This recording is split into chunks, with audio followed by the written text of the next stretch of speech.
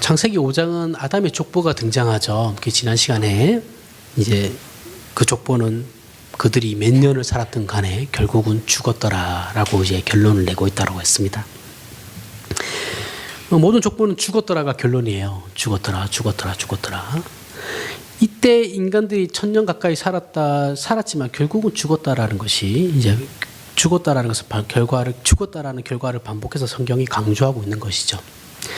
이런 가운데 24절을 보게 되면 오늘 본문 24절에 보면 죽지 않은 에녹이 등장하게 됩니다. 그죠? 죽었더라 죽지 않았더라 이렇게 하나가 나오는 거예요. 모두가 죽는 가운데 죽지 않는 에녹이 등장함으로써 이 부분이 더 어떻게 됩니까? 부각되는 느낌이 들죠. 그죠? 죽었더라 죽지 아니하였더라. 그죠? 이 부각되는 느낌이 들어요. 그래서 이 부분은 저자가 의도를 가지고 이렇게 기록했다라고 볼 수 있어요. 창세기 기록한 모세가 지극히 어떤 의도를 가지고 이 부분을 이렇게 기록했을 거다라는 거죠. 창세기의 저자는 하나님 앞에 범죄해서 사망을 자초한 인류 가운데 왜 에녹은 죽지 않고 하늘로 올라갔을까?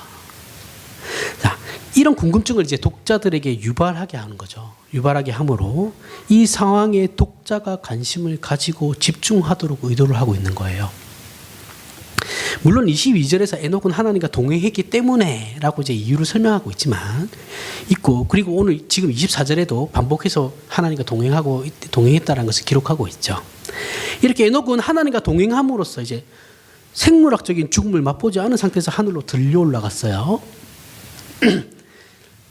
문학적인 상징이 아닙니다. 진짜 죽지 않은 상태에서 들려 올라간 거예요. 에녹은. 이런 사람이 이제 구약 성경에 한 명 더 나오죠. 누굽니까? 엘리야가 나오죠. 그렇죠? 엘리야도 죽지 않고 하나님께서 그를 데려가시죠. 신약 시대를 살아가는 지금 우리 입장에선 이게 이해가 가요. 왜냐하면 에녹이 믿음이 있었기 때문에 하나님께서 그를 구원하신 것 아니겠냐 이렇게 하면 이제 우리는 어느 정도 납득을 할 수 있거든요. 근데 문제는 우리의 입장이 아닌 에녹이 살아가던 그 당시의 입장으로 에녹이 그 주변의 사람들 입장에서 우리가 한번 생각을 해봐야 된다라는 거죠. 자, 아담이 이때까지 살았는지 죽었는지 모르겠지만 아담이 자기가 본 거는 자기의 죄로 말미암아서 인류가 타락했고 사람들이 그 죄로 말미암아서 죄를 지고 사람을 죽이고 그리고 죽어가는 것을 아담이 자기 눈으로 쳐다보죠. 보면서 그것이 이게 인류의 비참함의 결과구나라는 걸 죄의 결과구나라는 비참함을 자기가 지금 보고 있는 거죠. 그렇죠? 보고 있는 가운데 결국은 죽었다라는 것이 이제 인간의 결과인데 그 엄혹한 현실을 바라보고 있는 가운데서 이 지금 죽지 않은 경우가 생긴 거거든요. 그 당시 사람들에게서는 신기하죠. 그렇죠? 물론 지금 오늘날에도 죽지 않고 누군가가 하늘로 올라가면 신기한데 그럼 우리는 이제 믿음으로써 하나님이 어떠한 신비로운 초월적인 어떤 무언가를 하셨나 보다 저 사람에게 그렇게 생각할 수 있는 부분이니까. 근데 이런 상황 속에서 돌연히 에녹은 죽지 않고 하늘로 올라갔단 말이죠. 모든 사람이 죽는 가운데 죽는다라는 것을 확인하는 거 하고 있는 가운데서 성경이 그렇게 기록함으로써 인간들이 이제 어떤 생각을 할 수 있게 됐냐면 심판에서 벗어날 수 있는 어떤 한 가지의 방법이 있구나라는 것을 이제 발견하게 되는 거예요. 보게 되는 거죠. 그 어둠만 깔려진 곳에 구름이 이렇게 막 끼어 있다가 구름 한 군데가 이렇게 딱 벌어지면 거기 빛이 쫙 들어오죠. 그렇죠? 그 빛의 어떤 한 소광을 받겠죠. 절망적인 인류에게. 그래서 창세기 5장의 족보는 아담부터 노아까지 10명의 족보를 기록하고 있어요. 그 5장에서는 노아까지 기록하고 있거든요. 노아까지 기록하고 있는데 재밌는 게 뭐냐면 마지막 32절에 보면 노아가 500세 된 후에 셈과 함과 야벳을 낳았더라라고 해놓고 노아를 죽이지 않고 죽는 것까지 그가 한 것이 아니라 기록하는 것이 아니라 어떻게 하냐면 홍수 사건으로 넘어가 버려요. 족보에서. 족보를 지금 쭉 소개하고 있는데 갑자기 노아 때 일어났던 그 홍수 사건으로 지금 전환시키고 있는 거죠. 이 부분이 재밌어요. 그래서 족보를 소개하고 있기 때문에 우리는 일반적인 생각으로는 일단은 소개하던 족보를 노아의 죽음까지 나열하고 난 뒤에 일단락 짓고 마무리 지은 다음에 그 노아 때 홍수 사건이 있었다라고 하면서 이제 자세히 기록해도 되는 거거든요. 이게 일반적인 거죠. 일반적인 생각인데, 근데 정말 뜻밖이라고 하면 뜻밖이고, 굳이 족보를 끝내기 전에 홍수 사건을 족보 사이에 집어넣고 있거든요. 그래서 이 족보는 창세기 5장에서 시작하지만 9장까지 갑니다. 왜냐하면 노아 홍수 사건이 중간에 기록되기 때문에 거기에서 9장에서 이제 아담의 족보가 끝이 나고 그 다음부터는 6장부터는 노아의 족보가 나와요. 아담의 족보는 거기서 끝나죠. 노아로부터 다시 시작하는 거니까.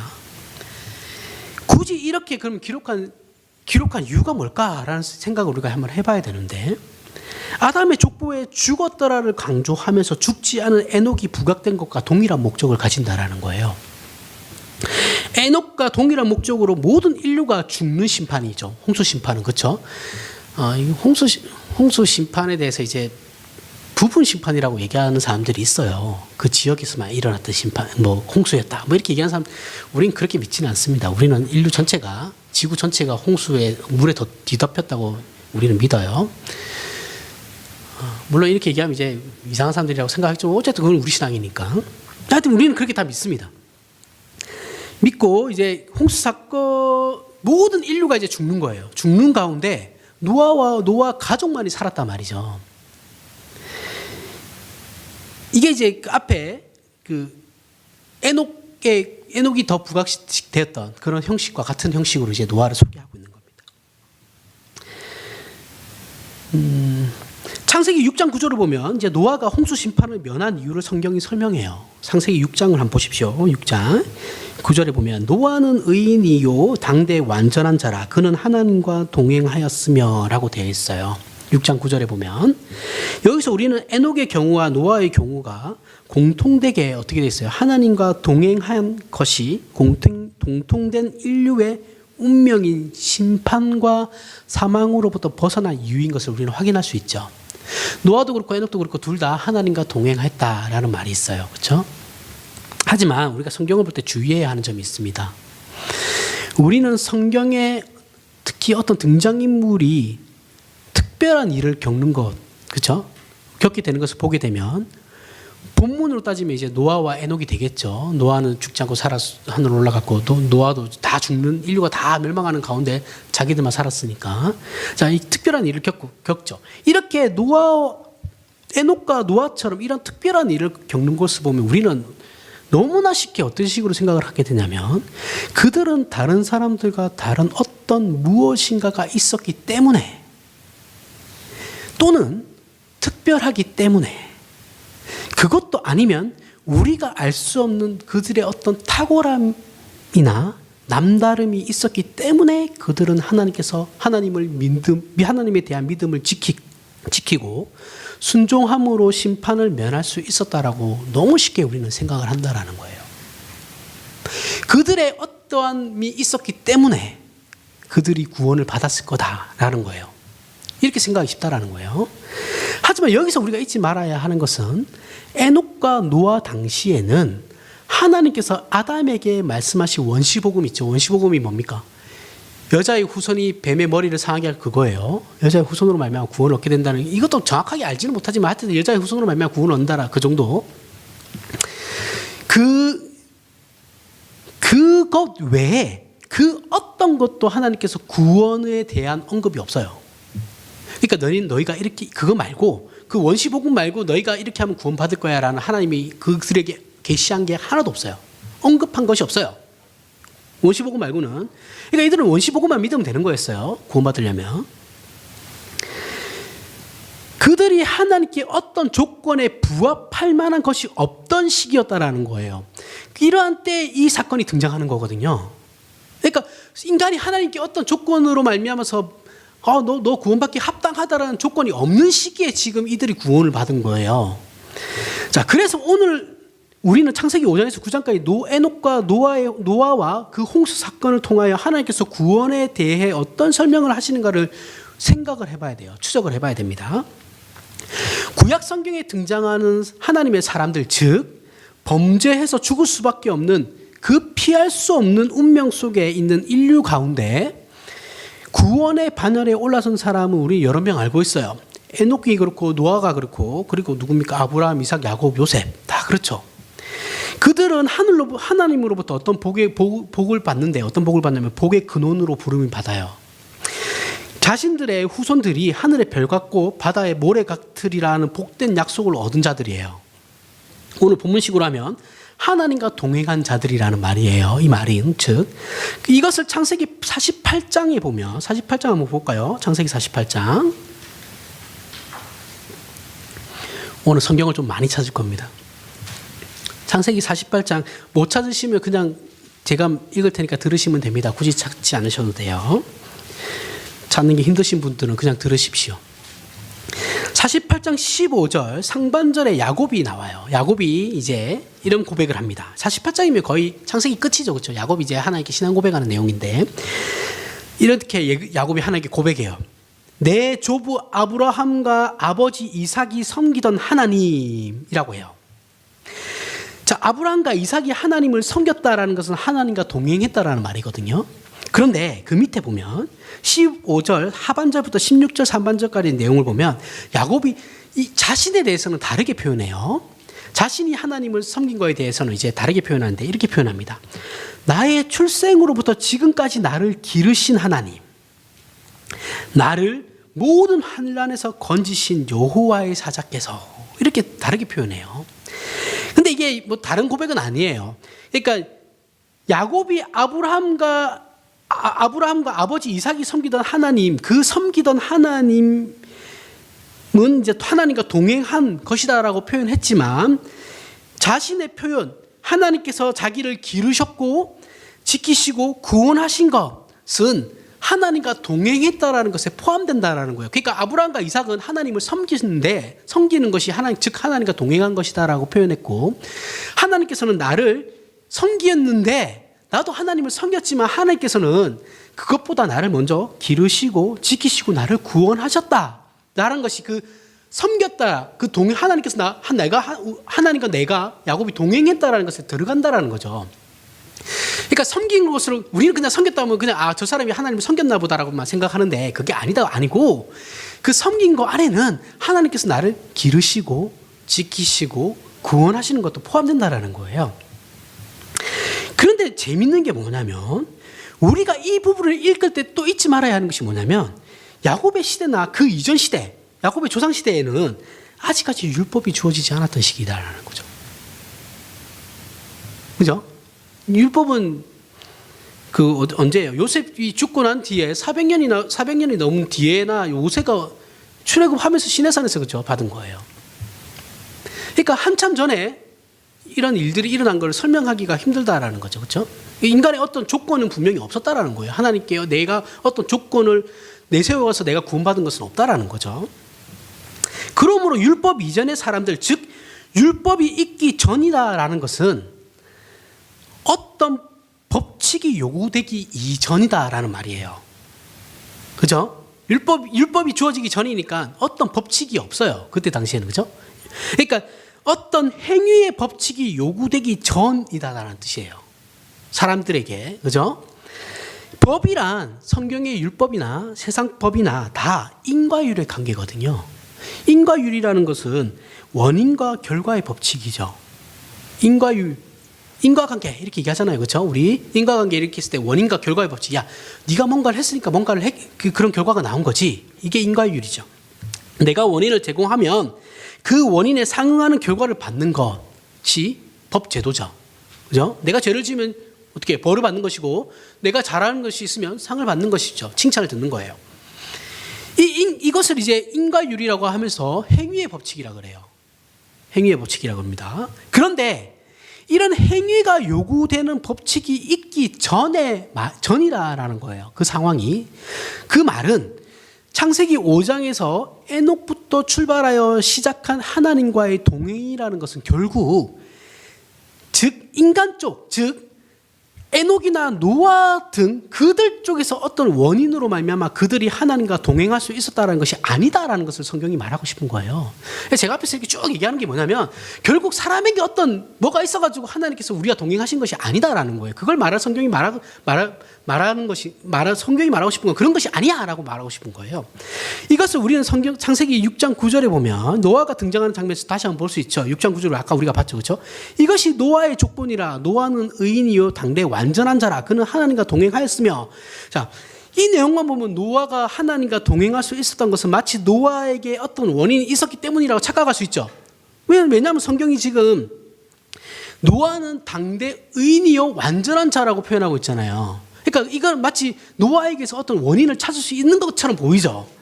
근데 이 말씀을 읽을 때 우리가 또 이 중요한 내용을 항상 잊어버려요. 그게 뭐냐면 그 앞절이에요. 앞절 8절에 보면 이런 내용이 나옵니다. 그러나 노아는 여호와께 은혜를 입었더라. 8절이 그러나 노아는 여호와께 은혜를 입었더라 하고 9절로 넘어가는 거예요. 이것이 노아의 족본이라 노아는 의인이요 당대 완전한 자라.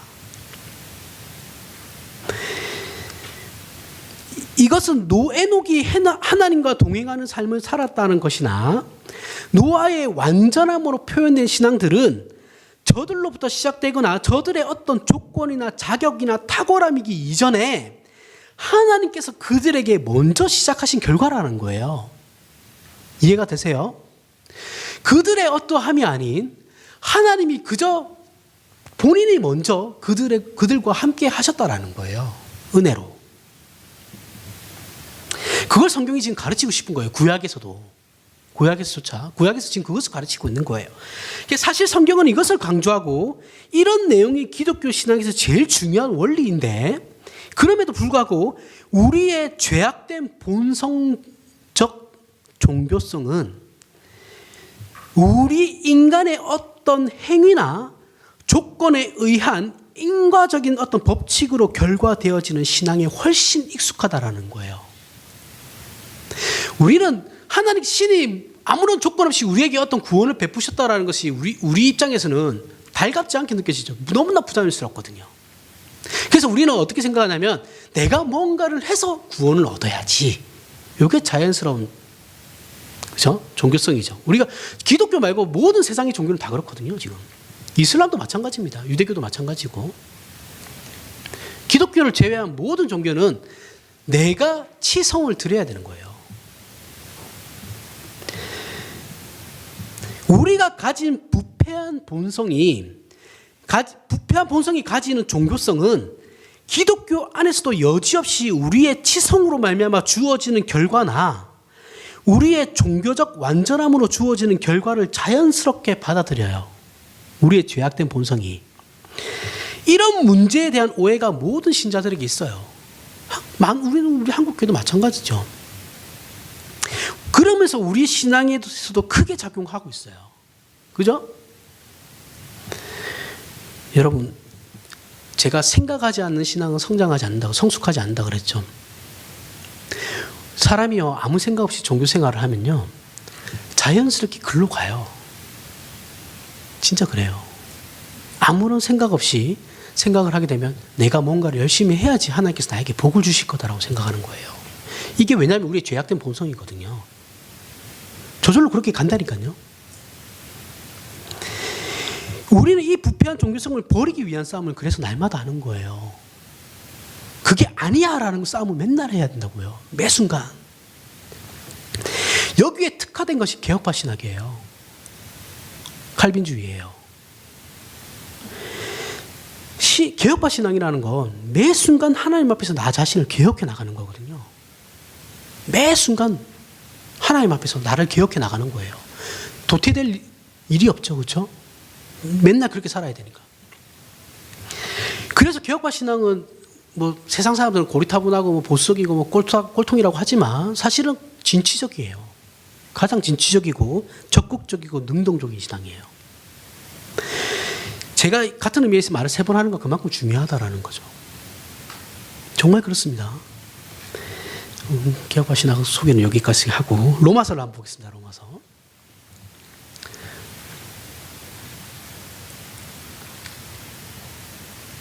로마서 4장을 한번 보겠습니다. 덮지 마십시오. 로마서 계속 설명할 겁니다. 4장 13절에서부터 16절까지 보겠습니다. 제가 읽겠습니다. 아브라함이나 그 후손에게 세상의 상속자가 되리라고 하신 언약은 율법으로 말미암은 것이 아니요 오직 믿음의 의로 말미암은 것이니라. 만일 율법에 속한 자들이 상속자이면 믿음은 헛것이 되고 약속은 파기되었느니라. 율법은 진노를 이루게 하나니 율법이 없는 곳에는 범법도 없느니라. 그러므로 상속자가 되는 그것이 은혜에 속하기 위하여 믿음으로 되나니 이는 그 약속을 그 모든 후손에게 굳게 하려 하심이니라. 자, 이 내용은 하나님께서 우리에게 허락하신 구원이 어떻게 은혜가 되고 믿음에 속하는가를 설명하는 내용이에요. 자, 여기서 하나님께서 아브라함과 그 후손에게 약속하신 내 자손이 하늘의 별 같고 바다의 모래 같으리라 해서 내 자손은 하나님께서 아브라함을 자신의 이제 자녀로 인정을 하셨죠. 그리고 아브라함의 후손들, 이거는 여기서 말하는 아브라함의 후손은 생물학적인 후손이 아니에요. 후손이 아니고 인류 전체 속에서 하나님이 선택한 백성을 얘기하는 겁니다. 그 약속받은 그 후손들이 별과 같고 하늘의 별 같고 바다의 모래 같으리라는 거예요. 그 약속을 하신 것이죠. 그런데 하나님께서 아브라함에게 하신 이 약속은 율법을 주시기 이전에 한 거예요. 그죠? 아브라함은 율법이 있기 전에 존재했으니까. 즉 하나님께서 아브라함에게 언약하신 것은 아브라함이 어떤 조건에 부합해서 언약을 주신 것이 아니죠. 아브라함이 갈대아 우르, 그 옛날에 우르가 문명의 발생지라고 하거든요. 그 우르가 엄청나게 발전된 도시였어요. 그 우르에 살던 그 아브라함을 하나님께서 아브라함이 뭔가를 잘해서 하나님께서 아브라함을 부르신 게 아니죠. 그렇죠? 아브라함은 하나님의 존재에 대해 몰라요. 신이라는 건 알죠. 신이라는 존재는 아는데 인지하고 있는데 자기가 했던 일이 아버지가 했던 일이 우상 만들어서 파는 거였잖아요. 그렇죠? 그러니까 하나님에 대한 걸 몰라요. 모르던 사람이었어요. 그런 사람을 하나님께서 그냥 일방적으로 어떻게 했어요? 선택하신 거예요. 그죠? 선택해서 데리고 오신 거죠. 그러니까 인과율의 법칙에 어긋나죠. 그죠? 원인이 없는데 결과가 있게 된 거잖아요. 그렇죠? 그러니까 아브라함의 구원은, 우리의 구원은 그런 거예요. 나에게 어떤 원인이 없는데 하나님께서 우리에게 결과시키는 거거든요. 자, 아브라함이 어떤 것을 율법을 잘 지켜서 언약을 주신 게 아니다라는 거예요. 율법은 행위의 법칙이라고 그랬어요. 그렇죠? 원인과 결과의 법칙으로 어떤 원인이 있어야지만 결과가 주어지는 법칙이에요. 그런데 반대로 믿음은 무조건적 선택이에요. 그죠? 아브라함처럼. 아브라함이 지금 무조건적인 선택을 받은 거죠. 조건 없는 선택을 받은 거죠. 그러면서 어떻게 해요? 무조건적인 선택을 받으면서 불가항력적인 은혜가 주어지는 것이죠. 그 법칙이 믿음의 법칙이라는 거예요. 어떤 차이인지 아십니까? 근데 우리는 어떻게 하냐? 이렇게 믿음을 우리는 구원을 받았는데 우리는 계속 뭔가를 인과율의 관계로 신앙을 계속 내가 뭔가를 해야지 하나님께서 뭔가를 주시겠지. 아니면 벌 받지 않겠지. 그렇게 생각한다는 겁니다. 자, 근데 문제는 이제 로마서 4장 15절에 보면 율법은 진노를 이룬다라는 거예요. 율법이 진노를 이룬다라는 것이 무슨 말이냐 하면 우리에게는 이 행위의 법칙을 성취할 실력이 없기 때문에 생기는 현실을 말하는 거예요. 우리가 율법을 지킬 수 없죠, 전부. 그렇죠? 우리는 율법을 다 지킬 수 없어요. 그 지킬 수 없는 것 때문에 나타나게 되는 현실. 구원을 못 받잖아요. 율법을 못 지키면. 그죠?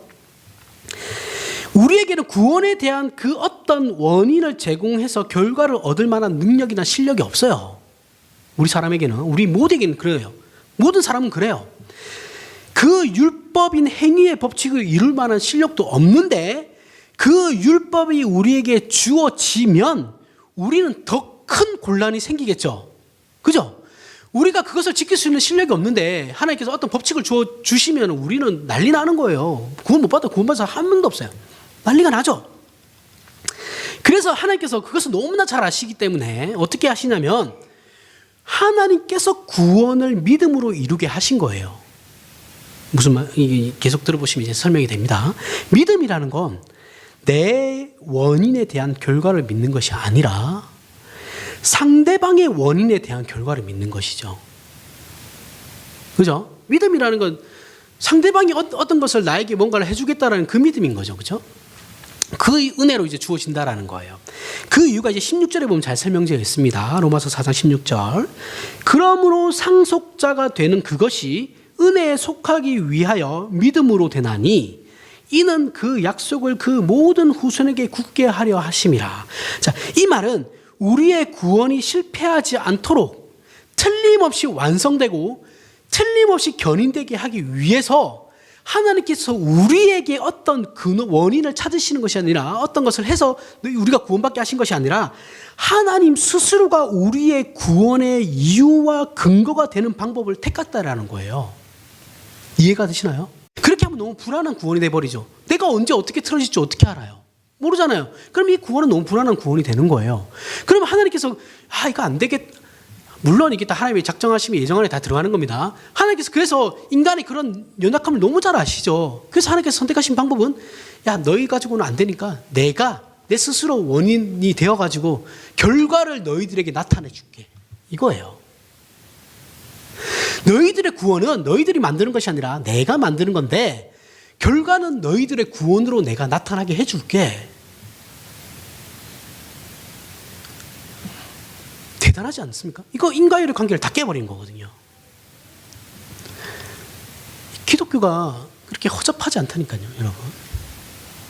세상 사람들 기독교 되게 허접하게 생각하는데 얼마나 이상한 목사들이 이상한 말들 떠들어댔으면 그렇게 생각하겠습니까? 이해는 합니다. 이해는 하고 불쌍하다고 생각도 하고 욕먹을 짓 많이 했으니까 지금도 욕먹을 짓 하고 있죠. 그런 의미에서 기독교 안에서 존재하는 공로주의가 뭡니까? 내가 뭔가를 하는 거, 그렇죠?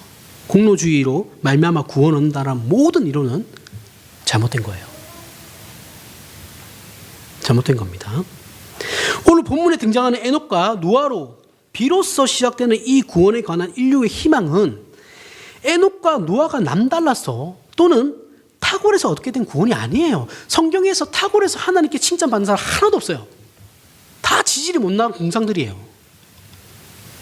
예수님 빼고. 진짜 그럽니다. 성경은 누가 잘나서 여기에 기록되고 제가 얘기하잖아요. 성경은 위인을 만들지 않는다니까요. 다 못난 사람들이에요. 우리와 똑같은 사람들이에요.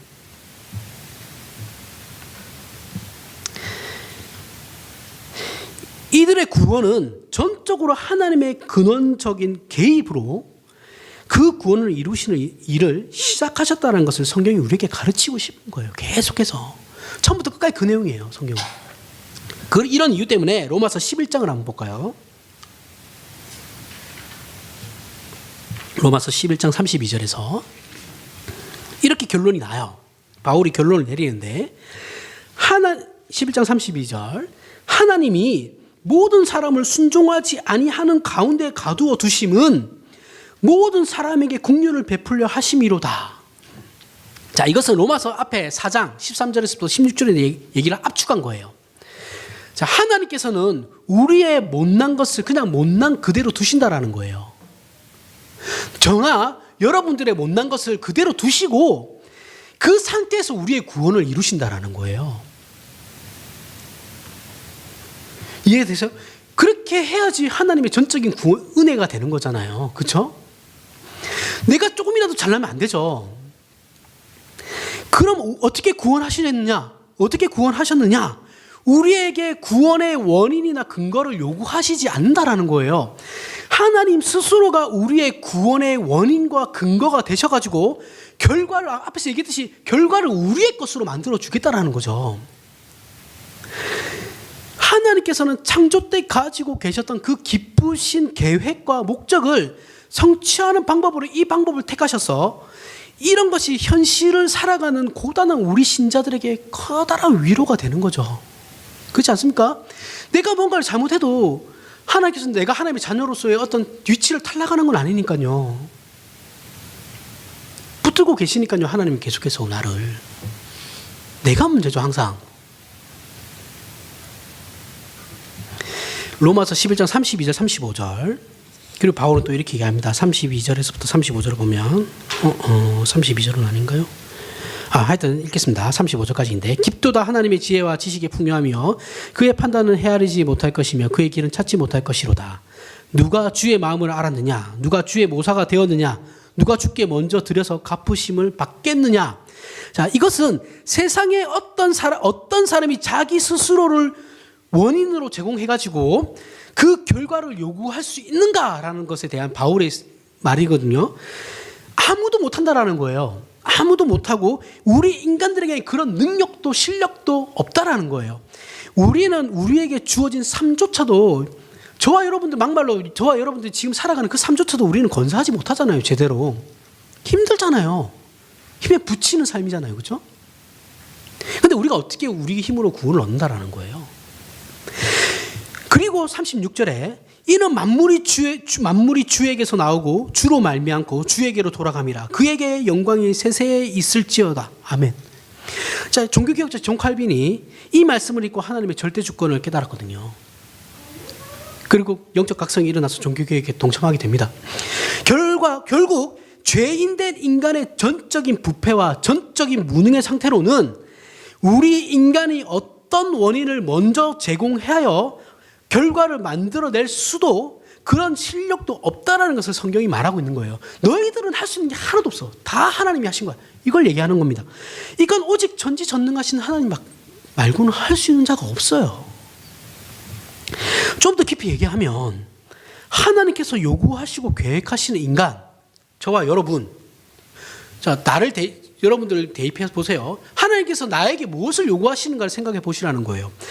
일그러진 하나님의 형상적 존재의 회복, 그것과 그 회복된 자가 하나님의 충만하신 것으로 충만하게 될 것을 하나님께서 계획하시고 목적하고 계시는 거예요.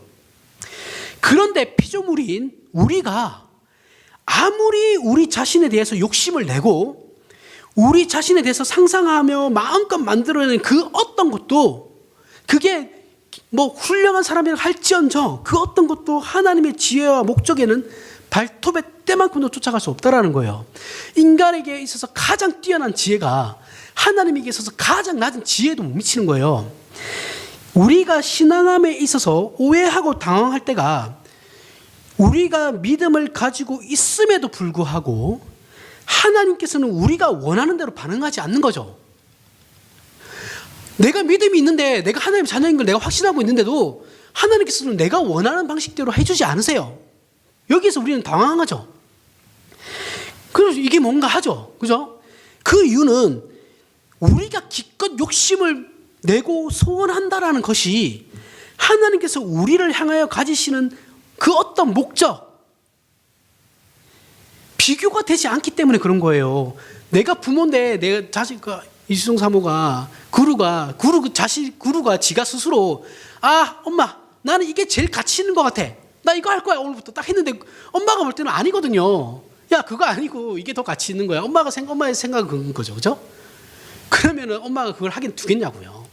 더 가치 있는 일이 있는데 그 가치 있는 일로 옮기겠죠.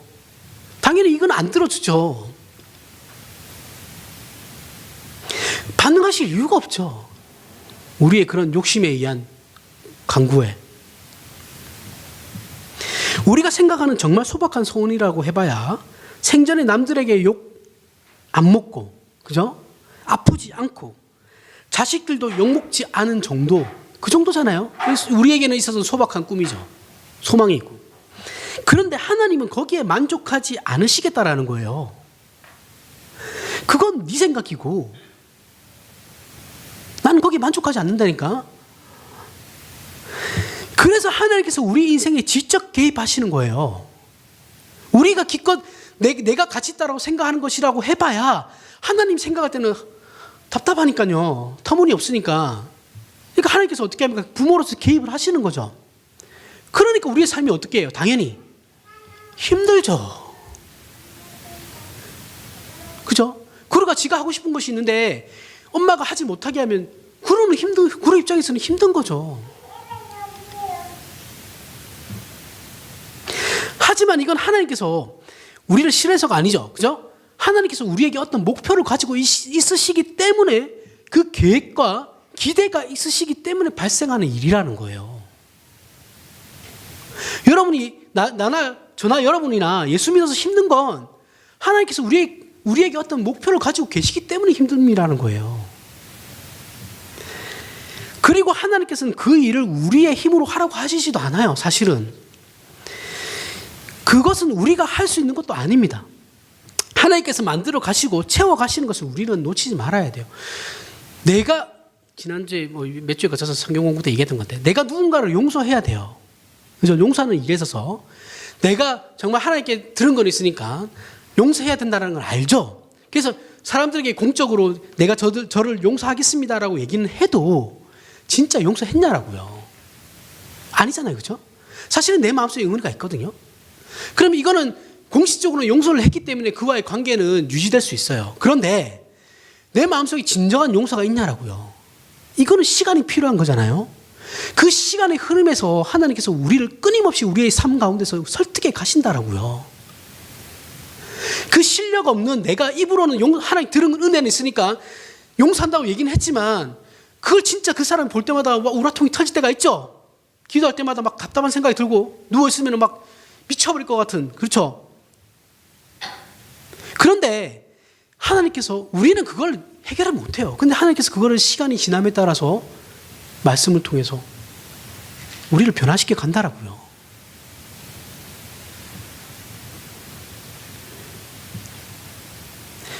그래서 오늘 본문에 등장하는 에녹과 노아를 통해 알게 되는 놀라운 사실은, 하나님께서 인간을 만들면서 가지셨던 원래 목적과 계획을 여전히 포기하지 않고 있으시다라는 거예요. 창세전에 이미 여러분들 작정하신 그 작정의 계획하심이 지금 우리에게 있어서 바뀌거나 이런 게 없다라는 거예요. 하나님께서 여전히 그 계획과 목표를 끌고 가신다라는 거죠. 하나님께서는 복되게 창조했으나 스스로 그것을 포기하고 멸망의 길을 자초한 인류를 그냥 내버려 두지 않으신다라는 거예요. 그래서 그 하나님의 신실하심과 자비하심과 사랑이 원인이 되어서 저와 여러분의 인생에 개입하심으로 그 뜻을 이루어 가신다라는 것을 에녹과 노아를 통해서 오늘 우리에게 알려주고 있는 거예요. 이런 사실을 우리는 앞 시간에도 아담의 족보를 살펴보므로 하나님이 우리의 아버지시라는 것을 이해하고 알게 됐죠. 그죠? 그리고 오늘도 우리가 하나님을 아버지, 우리를 향한 하나님의 신실하심과 거룩하신 뜻의 측면에서 하나님께서 우리의 아버지 되심을 더 자세히 살펴볼 필요가 있죠. 시편을 보겠습니다. 시편 116편.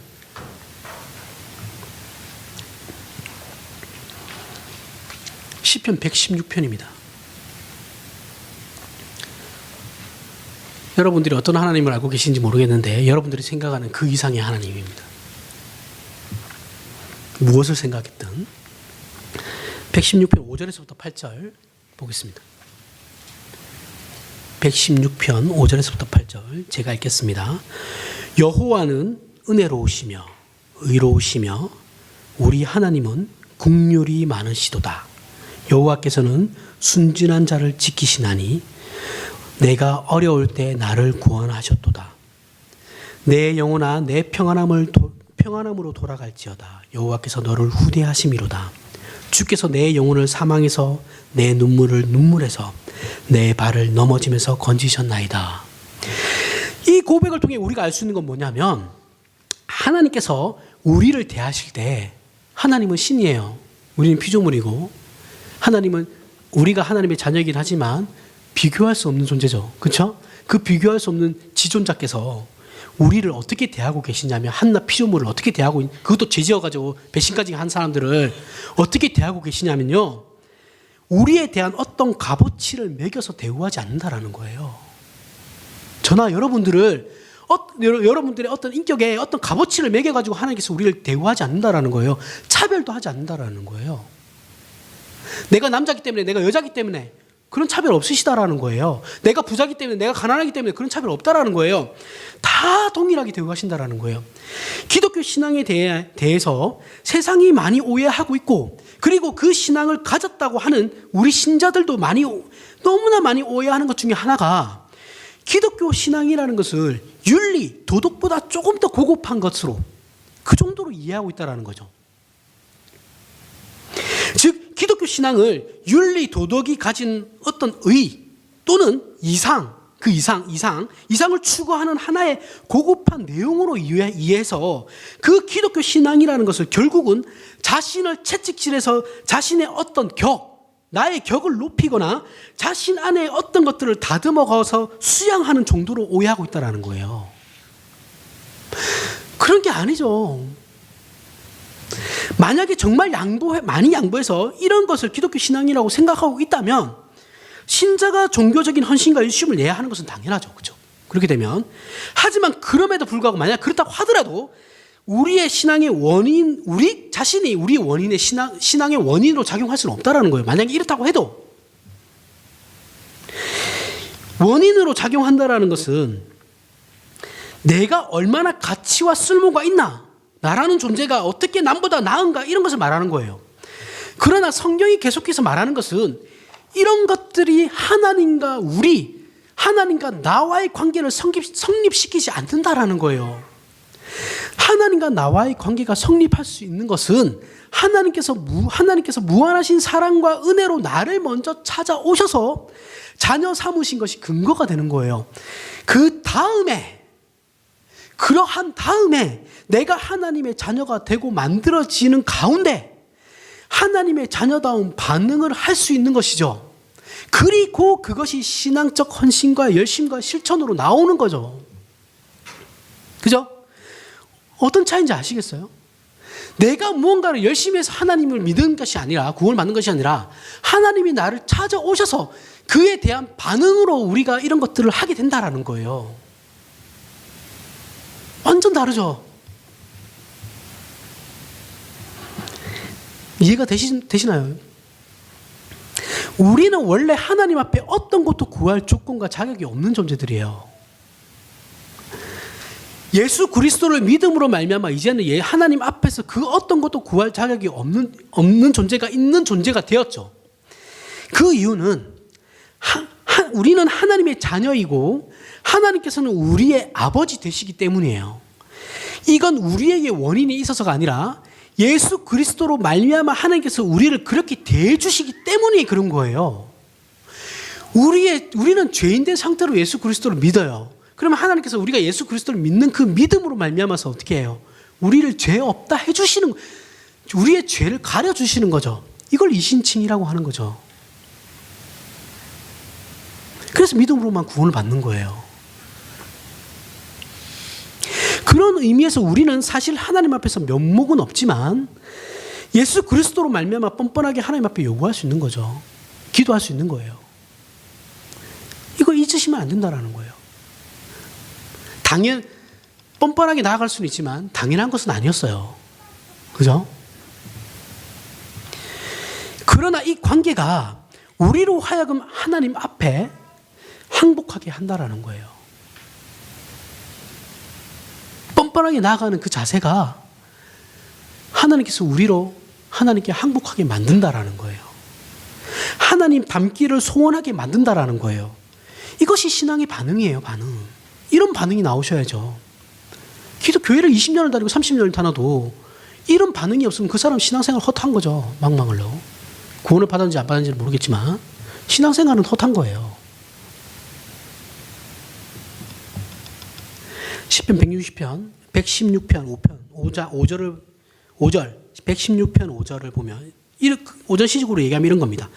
여호와는 은혜로우시며 의로우시며 우리 하나님은 국률이 많으시도다. 그래서 어떠하냐? 6절에 순진한 자를 지키시나니 내가 어려울 때 나를 구원하셨도다.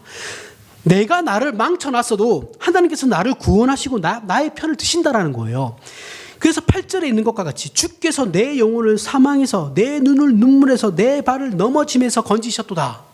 야곱의 고백과 똑같잖아요. 그렇죠? 나를 지키시고 나를 건지시고 나를 구원하신. 여기서는 그 어느 부분도 내가 어떻게 했더니 라는 우리의 그 어떤 조건과 자격이 언급되어 있지 않아요. 이 시편은 주로 하나님이 어떤 분이신가에 대한 초점을 두고 고백하는 내용들이죠. 우리가 하나님을 알고 하나님이 우리를 위해서 그 아들을 보내주신 아버지시라는 것을 알면 우리는 그것으로 충분하다라는 거예요. 저 이달에 책 추천 제가 뒤에 걸어놨는데 그 책 한번 읽어보십시오. 기회가 되면. 어려운 책 아닙니다. 누구나 읽을 수 있는 책인데 그리스도만으로 충만하죠. 우리는 충분해요. 우리는 이제 하나님 앞에서 무엇이든지 구할 수 있는 그런 하나님과의 관계가 된 거예요. 103편 한번 보겠습니다. 시편 103편. 여기에 가면 더 자세히 설명하고 있습니다. 103편 8절부터 보겠습니다. 8절부터 쭉 보겠습니다. 103편 8절입니다. 여호와는 국률이 많으시고 은혜로우시며 노하기를 더디하시고 인자심이 풍부하시도다. 자주 경책하지 아니하시며 노를 영원히 품지 아니하시리로다. 우리의 죄를 따라 우리를 처벌하지는 아니하시며 우리의 죄악을 따라 우리에게 그대로 갚지는 아니하셨으니 이는 하늘이 땅에서 높음같이 그를 경외하는 자에게 그의 인자심이 크심이로다. 10절에서부터 11절을 다시 한번 보면 우리의 죄를 따라 우리를 처벌하지는 아니하시며 우리의 죄악을 따라 우리에게 그대로 갚지는 아니하셨으니 이는 하늘이 땅에서 높음같이 그를 경외하는 자에게 그의 인자심이 크심이로다. 자, 이렇게 얘기해서 얼핏 보면 시편 저자가 하나님을 경외하는 것이 마치 원인이 되어가지고 복을 얻는 결과로 표현되는 것처럼 느껴지죠. 그런데 그게 아니다라는 거예요. 8절에서부터 9절의 말씀을 보면 그 위에 이것도 앞에 전제가 나오고 나서 이런 얘기가 나오는 거죠. 8절 9절을 보면 여호와는 국률이 많으시고 은혜로우시며 노하기를 더디하시고 인자심이 풍부하시도다. 자주 경책하지 아니하시며 노를 영원히 품지 아니하시는 분이시기 때문에 그것이 근거가 되어서 저자는 용서와 복을 받을 수 있다라는 것을 얘기하고 있는 거예요. 노아가 하나님으로부터 은혜를 받았기 때문에 그가 당대의 완전한 자고 의로운 자가 됐던 것 같이 하나님이 국률하심과 인자하심이 넘치기 때문에 내가 이런 복들을 받을 수 있다라는 거예요. 용서함의 복을 받을 수 있다라는 거예요. 하나님께서 자주 경책하지 아니하시며 노를 영원히 품지 아니하시는 것이 인류 역사상 그러했고 지금 우리가 살아가는 역사 가운데 우리 눈으로 확인하고 있는 것이죠. 여러분, 제가 지난주에 설명을 했는데 우리 신자가 그냥 단순한 그냥 신자가 아니에요. 하나님께서 우리 아직까지 진노를 참고 계시는 건 우리들 때문이라니까요. 신자들 때문에요. 하나님의 자녀들 때문에. 이런 하나님께서 에녹과 노아를 구원하신 것이에요. 저들이 먼저 하나님을 찾고 그들이 다른 사람들과 달라서가 아니에요. 이건 그 누구도 피할 수 없는 파멸 가운데 있는 운명의 재난 속에서 하나님의 직접적인 개입으로 구원의 문을 여신 거예요. 그 이유가 시편에 나오듯이 하나님께서는 노를 영원히 품지 아니하심으로 죄값을 자초한 인류에게 직접적으로 개입하시는 장면인 것인 거죠. 얼마나 은혜롭냐라는 거예요. 이것은 인류 역사에 관한 진실이고 하나님을 믿는 우리 신자들의 현실이에요. 그런 의미에서 우리의 신앙은 하나님의 우리에 대한 어떠하심이 우리 믿음의 근거여야 하고 힘이어야 한다라는 거예요. 하나님이 우리에 대한 그 어떠하심이 우리의 신앙의 근거여야 된다고요. 나이가 하나님에 대한 어떠하심이 아니고. 12절 14절 동이 서에서 먼 것 같이 우리의 죄가를 우리에게서 멀리 옮기셨으며 아버지께서 자식을 긍휼히 여긴 같이 하나님께서는 자기를 경외하는 자를 긍휼히 여기시나니 이는 그가 우리의 체질을 아시며 우리가 단지 먼지뿐임을 기억하심이로다. 우리라는 존재는 단지 먼지뿐인 존재들이에요. 그러나 하나님께서 그 먼지뿐인 우리를 하나님의 자녀로 대하고 계시다니까요. 어떤 우리에게 값어치를 매기시지 않으시고 그냥 대하고 계신다고요. 자녀로서. 마지막으로 이사야서 한번 보겠습니다. 이사야 64장.